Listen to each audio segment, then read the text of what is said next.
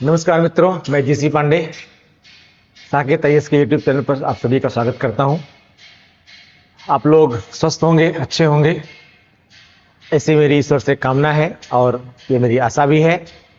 आप अपनी तैयारी में लगे होंगे, इसके बारे में मैं पूरी तरह से आश्वस्त हूं, क्योंकि जिस तरह से आप लोग वीडियोस को देख रहे हैं और कुछ लोग कमेंट करके बता रहे हैं कि सर बहुत अच्छा चल रहा है और अगर ये ऐसे ही कंटिन्यू रहा तो हमारी तैयारी जो है वो बेहतर हो जाएगी। तो बहुत ज़्यादा समय आपके पास नहीं है, ठीक है, इसलिए आप लोग थोड़ा सा फोकस किए रहिए और जितना ज़्यादा अटेंशन देंगे आपकी तैयारी उतनी ही बेहतर दिन ब दिन होती जाएगी। ठीक है, हमारा छोटा सा योगदान इसमें है, ठीक है, और उस योगदान से जितना भी आप लाभ ले सकते हैं उसको लेने की पूरी कोशिश कीजिए। ठीक है, आइए स्टार्ट करते हैं हम लोग वीडियोस को। ध्यान दीजिएगा, हम इसमें क्वेश्चन प्रैक्टिस करा रहे हैं और ये क्वेश्चन प्रैक्टिस आपकी किसके लिए है? टीजीटी के लिए है, पीजीटी के लिए है और जो साथ में नेट जेआरएफ के स्टूडेंट्स हैं या जो असिस्टेंट प्रोफेसर दे रहे हैं, ठीक है, उन सब के लिए भी ये साथ साथ में तैयारी होगी। यानी क्वेश्चंस ऐसे बनाए गए हैं जो टीजीटी के लिए भी हैं, पीजीटी के लिए भी हैं, नेट जेआरएफ के स्टूडेंट्स के लिए भी समान रूप से उपयोगी हैं। ठीक है, सभी इनसे लाभ ले सकते हैं और ये सभी क्वेश्चंस में कहीं ना कहीं किसी किसी रूप में पूछे गए हैं या मान के चलिए कि पूछे जाएंगे। ठीक है, फर्स्ट क्वेश्चन स्टार्ट करते हैं। निम्न में से कौन राज्य का आवश्यक अंग नहीं है? निम्न में से कौन राज्य का आवश्यक अंग नहीं है? सरकार, संप्रभुता, भूभाग, कानून। क्वेश्चन कह रहा है निम्न में से कौन राज्य का आवश्यक अंग नहीं है? सरकार, संप्रभुता, भूभाग और कानून। देखिए, अगर हम राज्य के आवश्यक अंग की बात करें तो यह हम राज्य की परिभाषा से ले सकते हैं। ठीक है, कहां से ले सकते हैं? राज्य की परिभाषा से। अब अगर राज्य की परिभाषा में सबसे बेहतर परिभाषा माना जाए तो गार्नर की परिभाषा सबसे बेहतर मानी जाती है, जिसमें वो क्या कहते हैं कि राज्य के 4 निश्चित जो है अंग होते हैं। उसमें क्या कहा है उन्होंने? एक तो क्या कहा है? सरकार कहा है, ठीक है, एक कहा है संप्रभुता,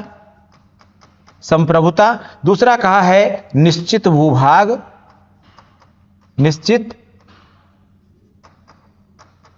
निश्चित भूभाग और इसी के साथ साथ इन्होंने एक चीज और कही है और वो कही है जनसंख्या। क्या कहा है? जनसंख्या। लेकिन इन चारों में सरकार का कहीं कोई जिक्र नहीं किया गया है, सरकार का कहीं कोई जिक्र नहीं किया गया है। तो जाहिर सी बात है इस हिसाब से आंसर क्या हो जाएगा? इसमें ए हो जाएगा। राज्य के आवश्यक अंग नहीं है में क्या हो जाएगा? सरकार हो जाएगा। संप्रभुता, भूभाग, कानून और जनसंख्या, ये क्या है? निश्चित जनसंख्या, ये क्या है? राज्य का आवश्यक अंग माना जाता है। ठीक है, अगला क्वेश्चन, निम्न में से कौन सा वर्ग 60 गुण का भाग नहीं है? निम्न में से कौन सा वर्ग 60 गुण का भाग नहीं है? ठीक है, ये 60 गुण सिद्धांत क्या है, थोड़ा सा पहले इसको आप लोग जान लीजिए। देखिए, दरअसल ये 60 गुण जो नीति है, बेसिकली ये शासन के संचालन की नीति है। ठीक है, और शासन के संचालन की यह नीति कई लोगों ने दी हुई है, ठीक है, और कई ग्रंथों में इसका वर्णन किया गया है। ठीक है, 60 गुण नीति में इसको कौटिल्य ने भी दिया है, यानी अर्थशास्त्र में इसका वर्णन है। इसका वर्णन इसको मंडल सिद्धांत में बताया गया है, मनु के मंडल सिद्धांत में, ठीक है, और यानी मनु स्मृति में इसका उल्लेख किया गया है। इसी तरीके से महाभारत में भी इसका जिक्र किया गया है, शिशुपाल वध में भी इसका जिक्र किया गया है, पंचशील में भी इनका जिक्र किया गया है, यहां तक कि अग्नि पुराण में भी इनका जिक्र किया गया है। और अगर थोड़ा और आगे जाएं तो कथा हरित सागर आपने सुना होगा, कथा हरित सागर में भी ये आपकी जो 60 गुण नीति है इसका जिक्र किया गया है। ठीक है, और कथा हरित सागर के साथ साथ मैंने अभी आपको बताया एक हरिवंश पुराण सुना होगा आपने नाम, हरिवंश पुराण में भी इसका जिक्र किया गया है। ठीक है, अब ये बहुत ही, इसीलिए इसको बहुत ध्यान से पढ़िएगा। और कुछ लोग इसमें कंफ्यूज जाते हैं कि किसका है ये। बेसिकली इसका मतलब होता है कई जगहों पर वर्णन है, ठीक है, लेकिन सबका सब बातें एक ही कहते हैं। ठीक है, तो 60 गुण नीति में अब अगर इसको देखें आप तो क्या कह रहा है कि भाग नहीं है, भाग नहीं है। संधि, पहला कह रहा है संधि, विग्रह, यान, आसन, द्वैधी भाव, संधि, षड्यंत्र, पंचशील। वास्तव में यह संधि नहीं बल्कि यह संश्रय है। ये क्या है? संश्रय है। तो इस हिसाब से अगर इसको देखा जाए तो आपके इस 60 गुण में आता क्या क्या है? 60 गुण में एक तो आती है संधि, ठीक है, आप समझ लीजिएगा, संधि आती है। दूसरा क्या आता है? विग्रह आता है।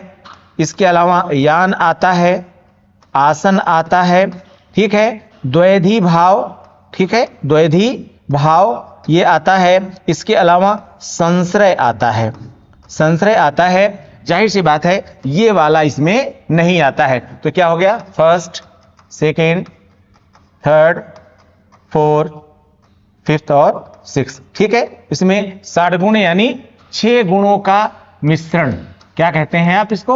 6 गुणों का मिश्रण, ठीक है, या कह सकते हैं group of 6 characters, group of 6 characters,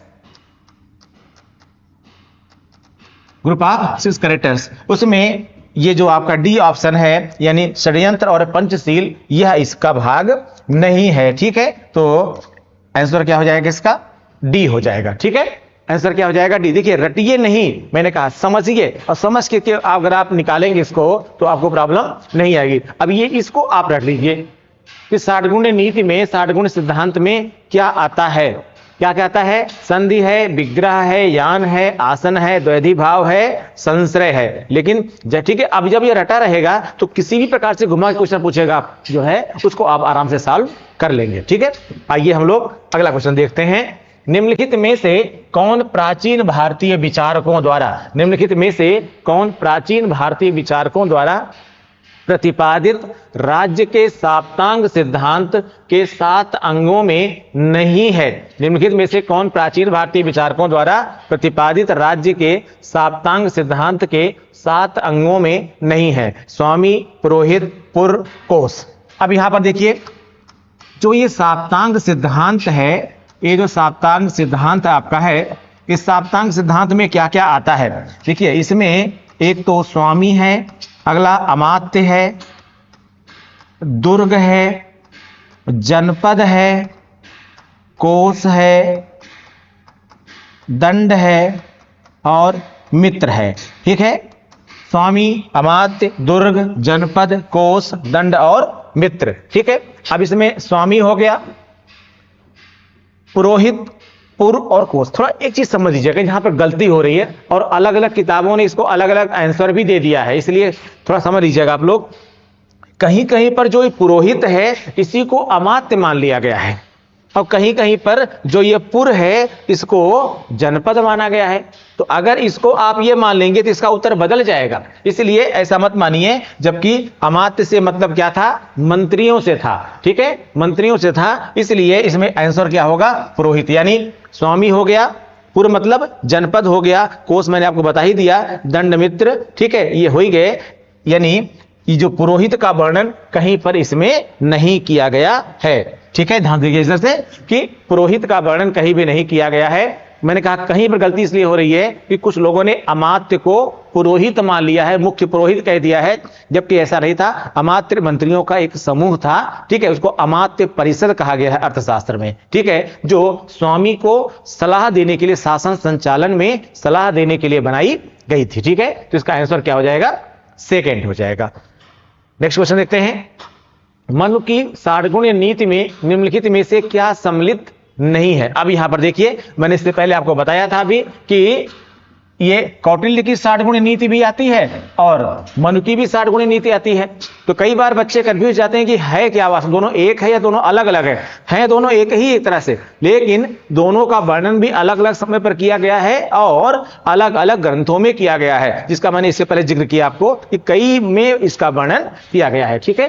तो क्या क्या आएगा इसमें? कह रहा है कि मनु की 60 गुण नीति में निम्नलिखित में से क्या सम्मिलित नहीं है? शांति, संश्रय, विग्रह। अब आपको 6 मैंने बता दिया था अभी आपको, कुछ शांत, उसमें शांति आती है, संश्रय भी आता है, विग्रह आता है, लेकिन क्या नहीं आता? व्यवहार का जिक्र उसमें नहीं किया गया है। इसमें सीधे आंसर क्या हो जाएगा आपका?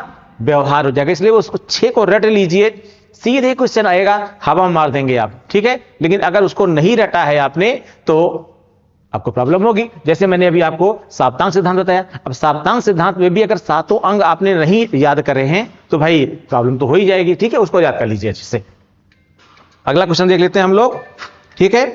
अगला क्वेश्चन देख लेते हैं, निम्नलिखित में से किस विचारक ने अपने चिंतन में राज्य और समाज में विभेद नहीं किया। निम्नलिखित में से किस विचारक ने अपने चिंतन में राज्य और समाज में विभेद नहीं किया। निम्नलिखित में से किस विचारक ने अपने चिंतन में राज्य और समाज में विभेद नहीं किया। Kant, T H. ग्रीन, हीगल और जॉन लॉक, ठीक है। Kant, G H. Green, Hegel, John Locke, ठीक है। आंसर क्या हो जाएगा इसमें? हीगल। क्या हो जाएगा? हीगल। हीगल ने राज्य और समाज में क्या पूछ रहा है, किस विचारक ने चिंतन में राज्य और समाज में विभेद नहीं किया। किसने विभेद नहीं किया है? हीगल ने विरोध नहीं किया है, विभेद नहीं किया है। हीगल राज्य और समाज को एक जैसा ही मानता है। हीगल कहता क्या है? हीगल कहता है कि राज्य स्वयं निश्चित तथा पूर्ण मस्तिष्क है जो सच्चाई, बुराई, लज्जा और शुद्धता, चंचलता और धोखेबाजी के भावनात्मक नियमों को स्वीकार नहीं करता।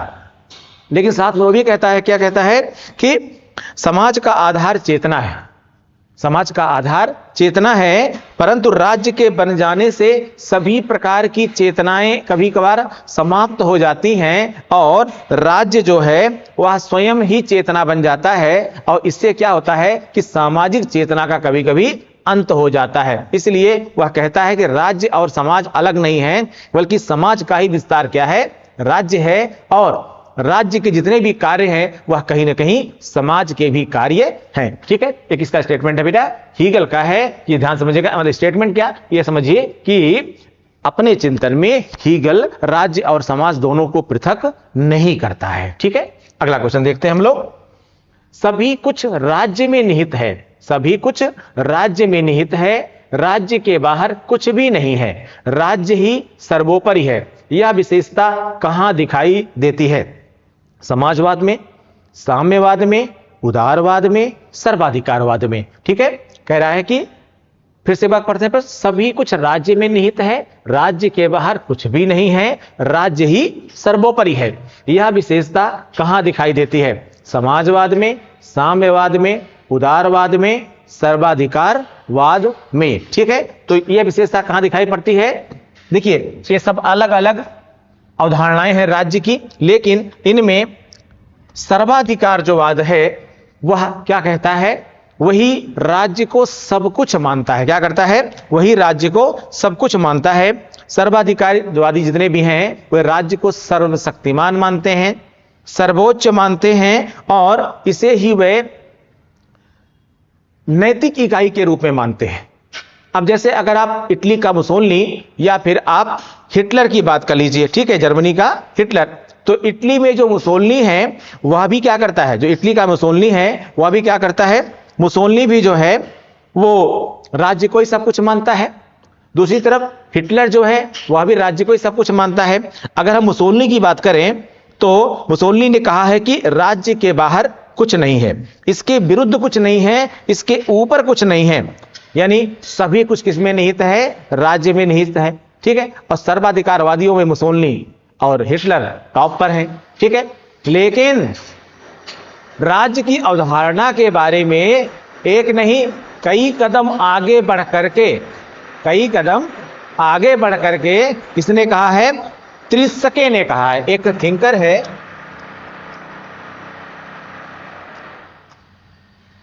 एक थिंकर है, इसका नाम है त्रिस्के। त्रिस्के क्या कहता है? त्रिस्के कहता है कि दंडवत होकर राज्य की पूजा करनी चाहिए। त्रिस्के कहता है कि दंडवत होकर राज्य की पूजा करनी चाहिए। अब ये बहुत बड़ी बात कहता है, ठीक है, बहुत बड़ी बात कहता है। और राज्य की प्रमुख विशेषताओं में ये जो विशेषता है जिसमें त्रिस्के ने कहा इस बात को कि क्या करना चाहिए? राज्य को दंडवत होकर, राज्य को दंडवत होकर प्रणाम करना चाहिए। हो सकता है, मैं फिर से बोल रहा हूं, त्रिसके ने कहा है राज्य को दंडवत होकर प्रणाम करना चाहिए। बाहर कुछ स्टूडियो से बाहर काम चल रहा है, इसकी वजह से शायद आपको आवाजें आ रही होंगी, तो कुछ साउंड डिस्टर्ब हुआ होगा बीच में। मैं फिर से एक बार बोल दे रहा हूं, आप थोड़ा समझ लीजिए। मुसोलिनी क्या कहता है? मुसोलिनी ने कहा है कि राज्य के बाहर कुछ नहीं है, इसके विरुद्ध कुछ नहीं है और इसके ऊपर कुछ नहीं है, सभी कुछ क्या है? राज्य में निहित है। जबकि उसके 10 कदम आगे बढ़कर के कहता है त्रिसके, 10 कदम आगे बढ़ के कहता है त्रिसके, वो कहता है कि राज्य को दंडवत होकर प्रणाम करना चाहिए, राज्य को दंडवत होकर के प्रणाम करना चाहिए। ठीक है ना? तो इसमें आंसर क्या हो जाएगा? इसमें आंसर हो जाएगा डी हो जाएगा इसका आंसर। ठीक है, आइए अगला क्वेश्चन देखते हैं हम लोग। सर्वाधिकार में न्यायिक व्यक्ति की अपेक्षा निम्नलिखित में से किसे अधिक महत्व दिया जाता है? सर्वाधिकारवाद में व्यक्ति की अपेक्षा निम्नलिखित में से किसे सर्वाधिकारवाद में व्यक्ति की अपेक्षा निम्नलिखित में से किसे अधिक महत्व दिया जाता है? समाज को, राष्ट्र को, राज्य को, संसार को? समाज को, राष्ट्र को, राज्य को, संसार को किसे महत्व दिया जाता है? राज्य को महत्व दिया जाता है। इसमें सर्वाधिकार, अभी मैंने आपको बताया कि सर्वाधिकारवादी जितने भी हैं वे राज्य को सब कुछ मानते हैं, राज्य को ही सर्वोपरि मानते हैं, राज्य से ऊपर वो कुछ भी नहीं मानते हैं, राज्य से ऊपर कुछ भी नहीं मानते हैं। तो क्या हो जाएगा? राज्य हो जाएगा। ठीक है, अगला क्वेश्चन देखते हैं। जो सिद्धांतकार यह मानते हैं कि राज्य संघों का एक संघ है, राज्य संघों का एक संघ है, उनका सबसे अच्छा वर्णन किस रूप में किया गया है? समाजवादी, संघवादी, बहुलतावादी, उपर्युक्त में से कोई? जो सिद्धांतकार यह मानते हैं कि राज्य संघों का एक संघ है, उनका सबसे अच्छा वर्णन किस रूप में किया गया है? समाजवादी, संघवादी, बहुलतावादी, उपर्युक्त में से कोई नहीं। बहुलतावादी सिद्धांत, इसको हम बोलते हैं प्लुरलिस्ट, प्लुरलिस्ट। ठीक है, इसका आंसर हो जाएगा बहुलतावादी। ठीक है, ये जो बहुलतावादी सिद्धांत है राज्य का, इस बहुलतावादी सिद्धांत में जो है जो बहुलतावादी सिद्धांत है, इसमें राज्य को केवल एक समुदाय के रूप में स्वीकार किया जाता है। ठीक है, इसमें राज्य को दूसरे समुदायों, चाहे वो चर्च हो, चाहे वो मंदिर हो, चाहे वो कोई ट्रेड यूनियन हो, चाहे कोई परिवार हो, इन सब से ऊपर माना जाता है। ठीक है ना? और ये मानते हैं कि राज्य समुदायों का समुदाय है, व्यक्तियों का समुदाय नहीं है। राज्य समुदायों का समुदाय है, व्यक्तियों का समुदाय नहीं है। बहुलवादी विचारक राज्य की सर्वोच्चता के अद्वैतवादी सिद्धांत का खंडन करते हैं। ठीक है, आइए अगला क्वेश्चन देखते हैं हम लोग। 9वां क्वेश्चन है हमारा, कल्याणकारी राज्य का उद्देश्य है। कल्याणकारी राज्य का उद्देश्य है आर्थिक सुरक्षा की व्यवस्था, सामाजिक सुरक्षा, राजनीतिक सुरक्षा, इनमें से सभी। कल्याणकारी राज्य का उद्देश्य है आर्थिक सुरक्षा की व्यवस्था, सामाजिक सुरक्षा, राजनीतिक सुरक्षा, इनमें से। आंसर क्या हो जाएगा इसमें? इनमें से सभी। क्या हो जाएगा? इनमें से सभी। देखिए, कल्याणकारी राज्य क्या कहता है? कल्याणकारी राज्य कल्याण पर बात करता है। ठीक है, वह चाहता है कि जनता के हितों में जितने भी प्रकार की कल्याण संबंधित कार्य हो सके, उन सभी को करना चाहिए। यानी नागरिकों को आर्थिक सुरक्षा मिले, सामाजिक सुरक्षा मिले और उनको राजनीतिक सुरक्षा भी मिले। ठीक है, यानी इसका संबंध किससे होता है? लोकहित से या जनहित से होता है। ठीक है, अब लोकहित का मतलब मैंने वही बताया आपको कि राजनीतिक विकास, सामाजिक विकास, आर्थिक विकास, और इन सब के माध्यम से समस्त असमानताओं को दूर किया जाए। और जब हम असमानताओं की बात करते हैं तो ऐसे में अवधारणा की बात आती है कि कल्याणकारी अवधारणा आखिर आई कहां से। वास्तव में कल्याणकारी अवधारणा का जो जन्म हुआ, जो आधुनिक कल्याणकारी अवधारणा है, इसका जन्म जो हुआ वो इंग्लैंड में हुआ। इंग्लैंड में के एक बहुत महत्वपूर्ण थिंकर आते हैं, उनका नाम है, उनका थिंकर नहीं बल्कि कह सकते हैं उनकी एक इस संदर्भ में बेवरीज रिपोर्ट आई थी, एक बेवरीज रिपोर्ट आई थी, और इस बेवरीज रिपोर्ट में ही इस प्रकार के यानी कल्याणकारी अवधारणा या आप कह सकते हैं वेलफेयर कॉन्सेप्ट की बात सबसे पहले की गई थी, और इसी के आधार पर ही पूरे विश्व में एक कल्याणकारी शासन या कल्याणकारी राज्य यानी वेलफेयर स्टेट का जो है वो उदय हुआ। ठीक है, तो वेलफेयर स्टेट का उद्देश्य क्या है, इनमें से सभी होगा। ठीक है, आंसर होगा डी। अगला क्वेश्चन देखते हैं, सूची 1 को सूची 2 से सुमेलित कीजिए तथा निम्नलिखित कूट में से सही उत्तर चुनिए। सूची 1 को सूची 2 से सुमेलित कीजिए तथा निम्नलिखित कूट में से सही उत्तर चुनिए। वैज्ञानिक समाजवाद, राज्य का तत्व मीमांसावादी सिद्धांत, नहीं ये तो नहीं होगा। प्रत्ययवाद, राज्य शोषण का यंत्र है, यह भी नहीं होगा। इसका मतलब यह है कि आगे पढ़ते हैं, वैज्ञानिक समाजवाद एक व्यक्ति अथवा दल में असीमित शक्ति है।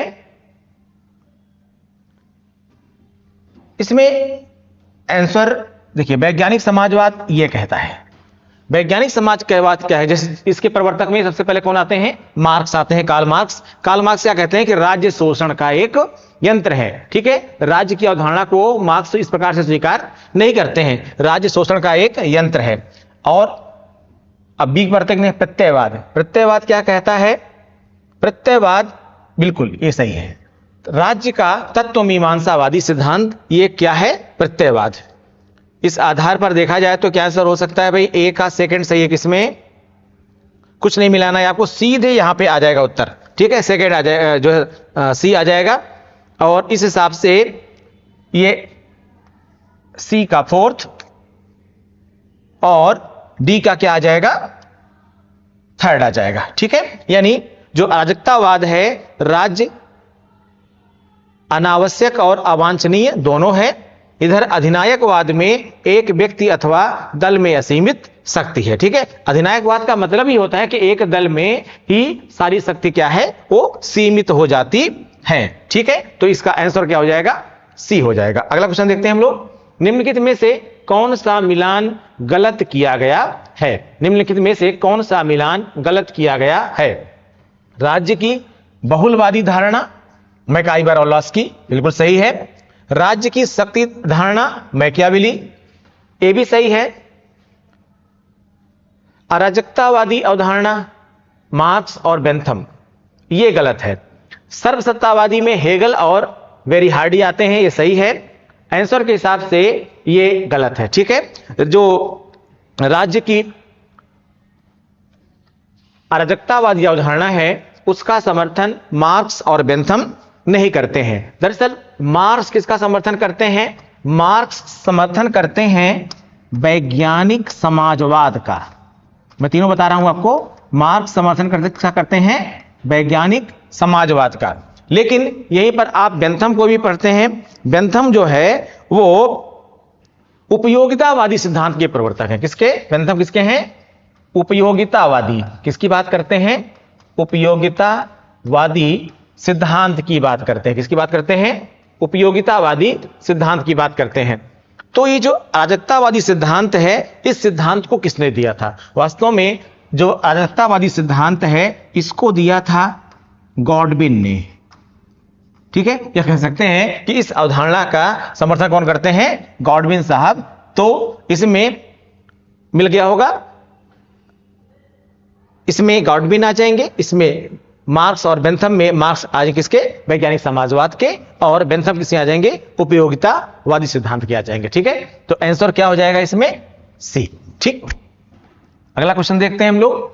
राज्य सरकार के संसाधनों से संगठित एक व्यक्ति है जो कानून का निर्माण एवं क्रियान्वयन करता है। राज्य सरकार के संसाधनों से संगठित एक व्यक्ति है जो कानून का निर्माण एवं क्रियान्वयन करता है, यह किसके द्वारा कहा गया है। ठीक है, गेटेल, रूसो, डायसी और ऑस्टिन। गेटेल, रूसो, डायसी और ऑस्टिन। ठीक है, आंसर होगा इसमें डायसी।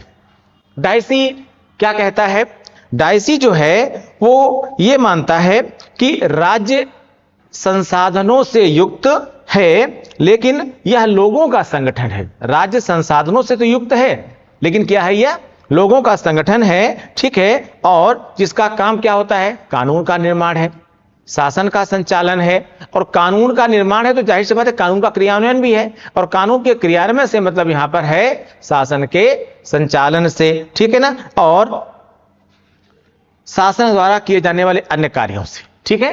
तो डायसी ने क्या कहा कि राज्य सरकार के संसाधनों से संगठित एक व्यक्ति है, यानी राज्य को एक व्यक्ति कौन मानता है, डायसी मानता है, ठीक है, जो क्या चाहता है कि एक कानून का निर्माण भी करे और क्रियान्वयन भी करे, ठीक है। आइए अगला क्वेश्चन देखते हैं। राज्य सिर्फ समुदाय ही नहीं वरन यह सर्वोच्च समुदाय भी है। राज्य सिर्फ समुदाय ही नहीं वरन यह सर्वोच्च समुदाय भी है। यह कथन किसका है? मैक्सी, फास्टर, डनिंग, अरस्तु। मैक्सी, फास्टर, डनिंग, अरस्तु। यह कथन है अरस्तु का। किसका है? अरस्तु का। आंसर हो जाएगा इसमें डी। क्या कहता है अरस्तु? दरअसल अरस्तु जो है, जो राज्य को एक सर्वोच्च संस्था मानता है। समझ रहे हैं? अरस्तु राज्य को क्या मानता है? सर्वोच्च संस्था मानता है। अरस्तु का मानना यह था कि राज्य समुदायों का ही समुदाय नहीं बल्कि क्या है, एक सर्वोच्चतम समुदाय है। और सर्वोच्च, उसका सर्वोच्चतम समुदाय कहने से मतलब यह था कि राज्य से ऊपर कुछ भी नहीं है, राज्य सबके ऊपर है। और जितने भी अन्य राज्य के अंग होते हैं वह सब वास्तव में इससे लिपटे हुए होते हैं, यानी इसके अंतर्गत ही आते हैं, ठीक है। इसी तरह से यह मानता है कि मनुष्य की अनेक आवश्यकताओं की पूर्ति होती है, लेकिन इन अनेक आवश्यकताओं की पूर्ति कौन करता है? राज्य करता है। और अगर कोई दूसरा भी पूरी कर सकता है तो उनमें भी राज्य सबसे आगे है, तो उनमें भी राज्य सबसे आगे है। इसलिए राज्य को सर्वोच्चतम कहना इसके निगाह में सही होता है, ठीक है। अगला क्वेश्चन देख लेते हैं हम लोग। निम्नलिखित में से किसने राज्य के जीवधारी सिद्धांत का प्रतिपादन किया? राज्य के जीवधारी सिद्धांत का प्रतिपादन किया। इनमें से किसने राज्य के जीवधारी सिद्धांत का प्रतिपादन किया? Herbert Spencer, Milton Friedman, Marx और बेंथम। इसमें आंसर होगा हर्बर्ट स्पेंसर। स्पेंसर क्या मानता है? स्पेंसर यह मानता है कि क्या मानता है? राज्य को एक जीव मानता है।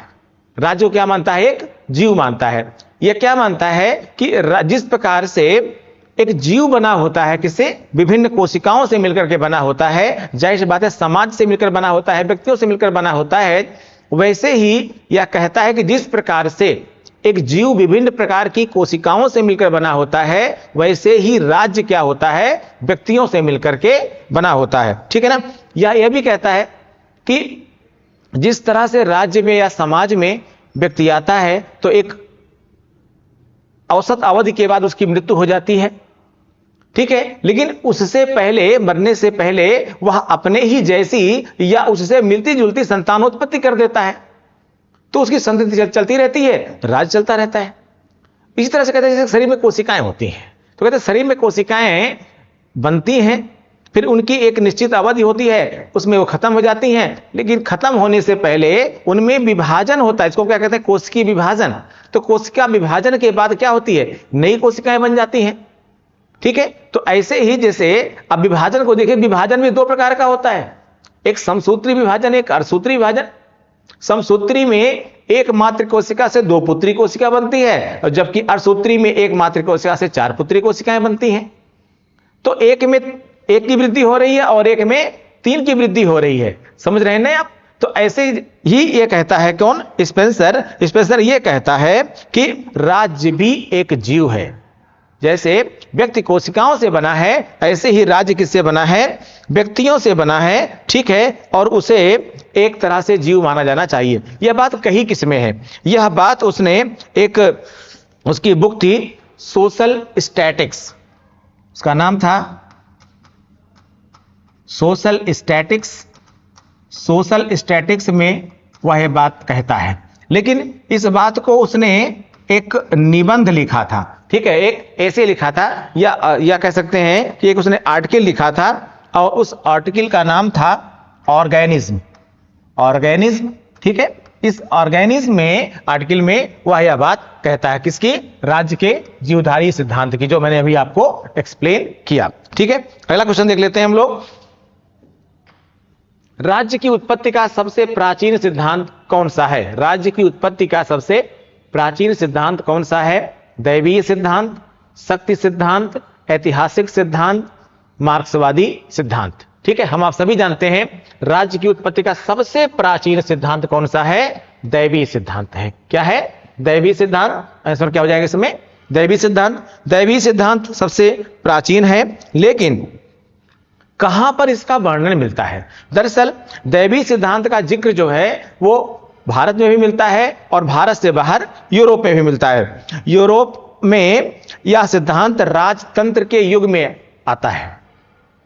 दैवीय सिद्धांत यूरोप में राजतंत्र के युग में आता है, लेकिन अगर हम भारत की बात करें तो महाभारत के शांति पर्व में, महाभारत के शांति पर्व में राज्य की उत्पत्ति की दैवीय सिद्धांत का वर्णन किया गया है। राज्य की उत्पत्ति के दैवीय सिद्धांत का वर्णन किया गया है। यह मैंने बताया कि सबसे पहले इसका जिक्र कहां मिलता है। जाहिर सी बात है कि यह सभी अवधारणाओं में सबसे पुरानी अवधारणा है, सबसे पुरानी अवधारणा है। क्या हो जाएगा इसका आंसर? दैवीय सिद्धांत, ठीक है। तो ये थे कुल हमारे 15 क्वेश्चन, ठीक है। मिलते हैं अगले सेट के साथ फिर से। Thank you.